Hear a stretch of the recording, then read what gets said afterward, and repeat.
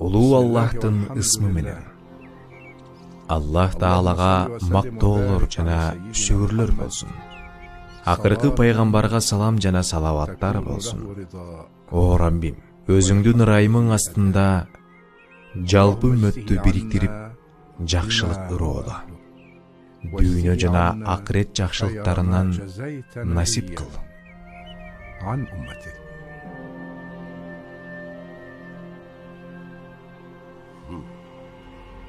Мен ушул колдарды тузагыма түшүрүшүм керек. Кудайга каалашат имиш. Жакында көрсөтөм силерге Кудайды.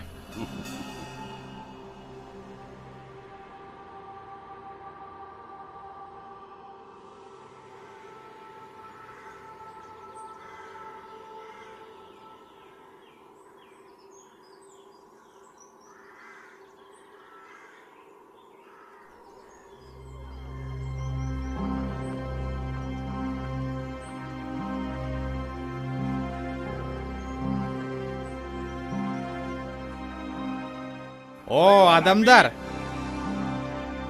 Мусанын Кудайын көрүүнү каалайсыңарбы? Анда колуңардагы бар алтынды бутумдун астына таштагыла.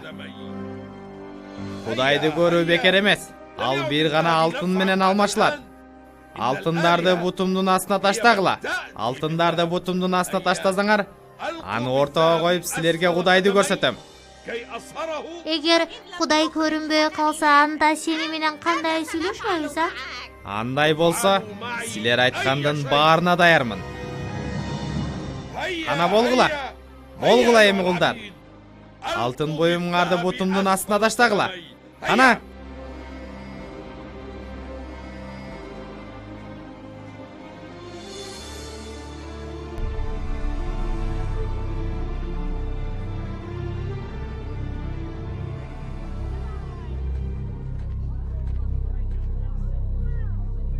Тур дейм. Бул билерикти сен да ташта. Жок, эже, бир гана ушун эмес. Бул билерик мен үчүн кымбат баалуу. Аны таштай албайм. Анын эч кандай баалуулугу жок. Ал мен үчүн баалуу. Жөн гана жез болсо да мага берилген белек бул. Билерик биздин чатырда бир мүнөт да турбашы керек. Аны жогот көзүмдөн. Бирок, эже, Сага айтпадымбы?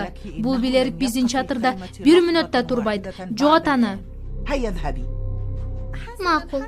Аны ыргытам. Болгону ачууланбаңыз.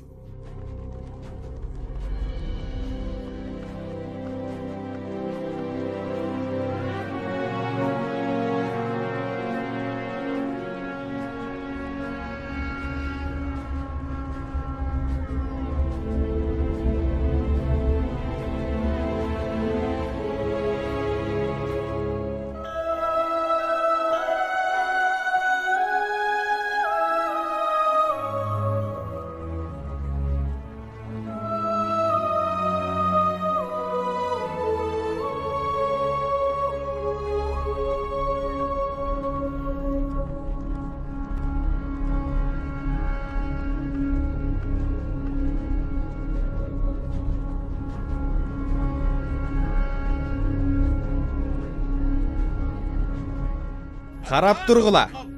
Мына азыр силердин Исраил урпактарынын Кудайын көрсөтөм.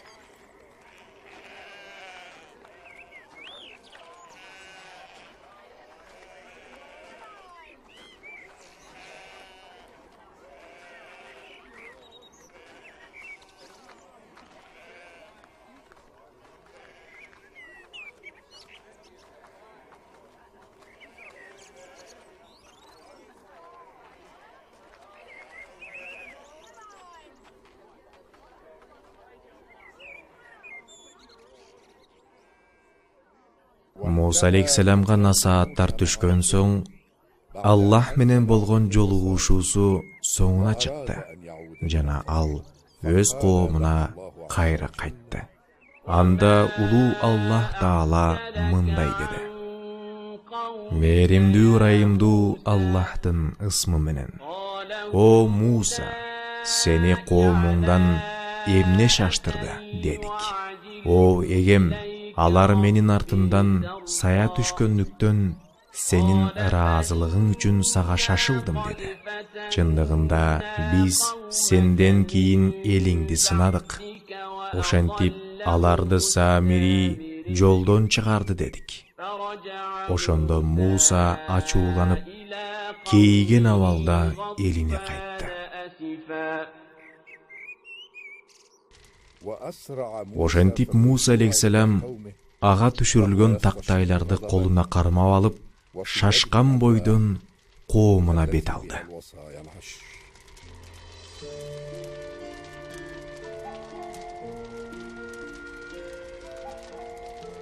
Мен берген билерикти таштаганыңа ишенгим келбей жатат. Капа болуп жатам. Эжем ушул ишти кылуума аргасыз кылды. Эжең экөөбүздү ажыратып, анан тырстана окшойт. Сенчи? Сен алтындарыңды эмне кылдың?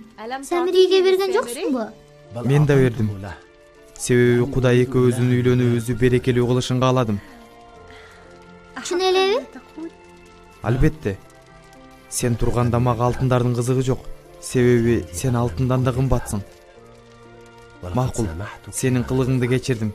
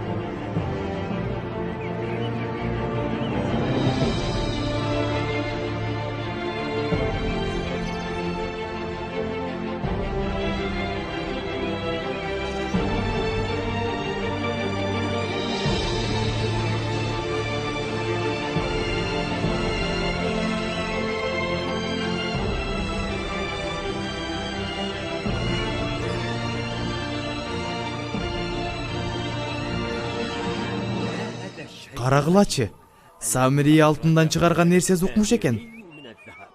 Чын элеби?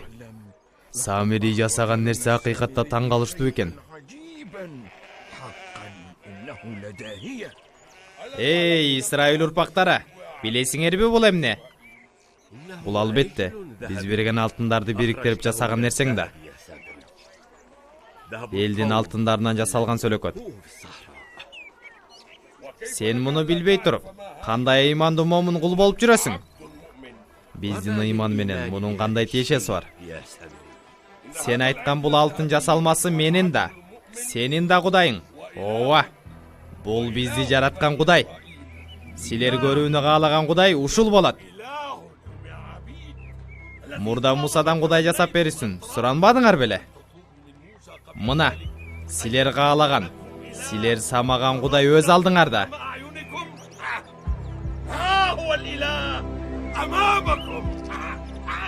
Канти ушул сөздү айтып жатасың?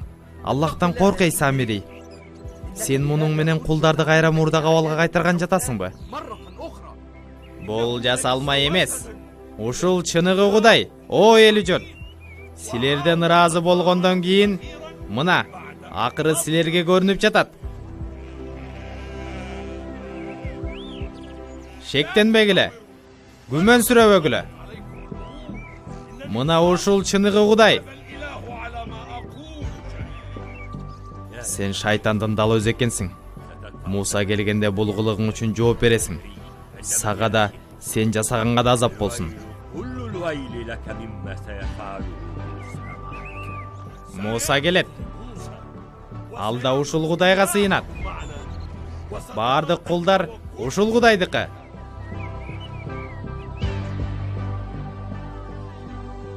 Тынчтангылачы бир аз. Ооба, билем. Бул силер үчүн капилеттен пайда болду. Ишенгиле, ушул чыныгы Кудай. Бирок бул кантип Кудайыбыз болуп калсын? Муса Тур тоосуна Кудай менен жолугууга кетпедиби? Анда бул жерде эмнеге турат? Мусанын кеткенине канча убакыт болду? Ал дагы деле келе элек. Бирок Кудай келип калды. Көрөсүңөр, Муса келгенден кийин ал биз сыяктуу бул Кудайга сыйынат.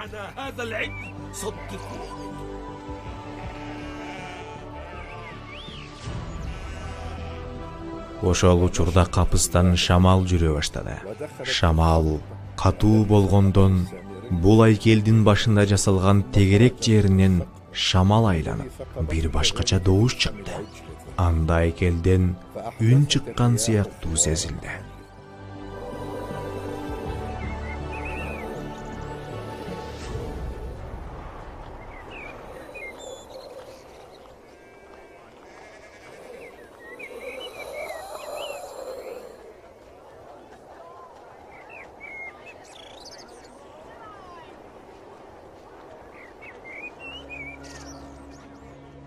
Мына, көрдүңөрбү? Кудайыңар менин сөзүмдү колдоп жатат. Батыраак ага сежде кылгыла. Болгула батыраак. Болгула, батыраак сежде кылгыла. Ал силерге ачууланып калышы мүмкүн.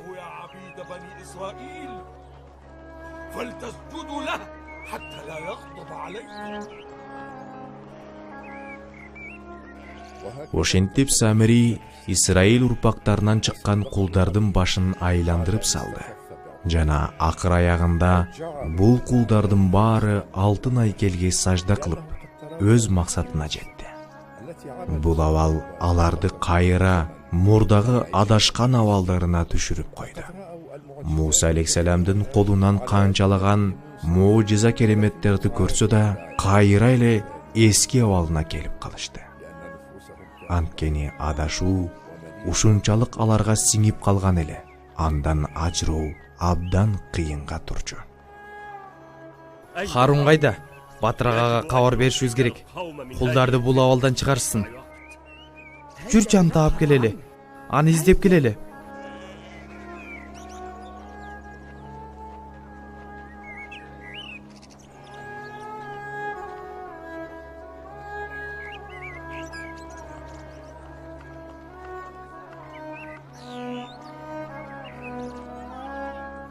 О, Харун! О, Харун, кайдасың? Харун! Жүрчү, Самири кулдар менен эмне кылып жатканын көрөсүң. Кел, жүр биз менен.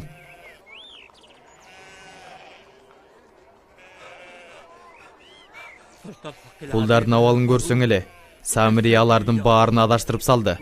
Кайра мурдагы айкелдерге сыйынууга буйруп койду. Жүр биз менен.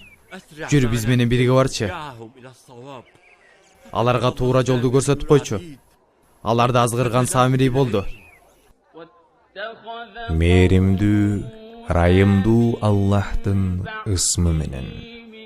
Ошентип Мусанын коому Муса кеткенден кийин жасалгалардан үн чыгуучу музоонун сөлөкөтүн жасап алышты. Музоо аларга сүйлөбөсүн жана туура жолго баштай албасын билишпейби? Алар аны Кудай тутушуп залымдардан болушту.